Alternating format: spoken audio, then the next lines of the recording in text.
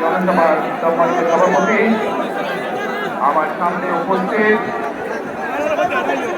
চট্টগ্রামবাসী, উপস্থিত নেতৃবৃন্দ, আমার প্রিয় সহকর্মীবৃন্দ, প্রিয় ভাই ও বোনেরা, আসসালামু আলাইকুম। আসসালামু আলাইকুম। অন্যরা কেন আছেন?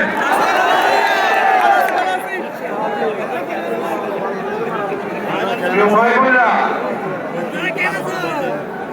আজকে আমরা এখানে সকলে একত্রিত হয়েছি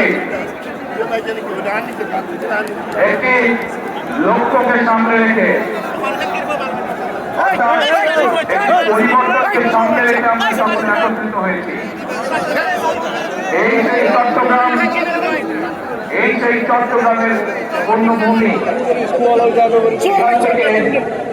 শহীদ রাষ্ট্রপতি জিয়াউর রহমান 1971 সালে স্বাধীনতার ঘোষণা দিয়েছিলেন। এই সেই চট্টগ্রামের পূর্ণভূমি যেখানে শহীদ রাষ্ট্রপতি জিয়াউর রহমান শহীদ হয়েছিলেন। প্রিয় ভাই বোনেরা, এই সেই চট্টগ্রামের পূর্ণভূমি সেখান থেকে দেশনেত্রী খালেদা জিয়াকে দেশনেত্রী উপাধি দেওয়া হয়েছিল। এই চট্টগ্রামের পূর্ণভূমির সাথে আমি এবং আমার পরিবারের একটি আবেগের সম্পর্ক রয়েছে। প্রিয় ভাই বোনেরা, আজ আমরা এখানে একত্রিত হয়েছি একটু আগেই যদি বলেছি একটি পরিবর্তনকে সামনে রেখে।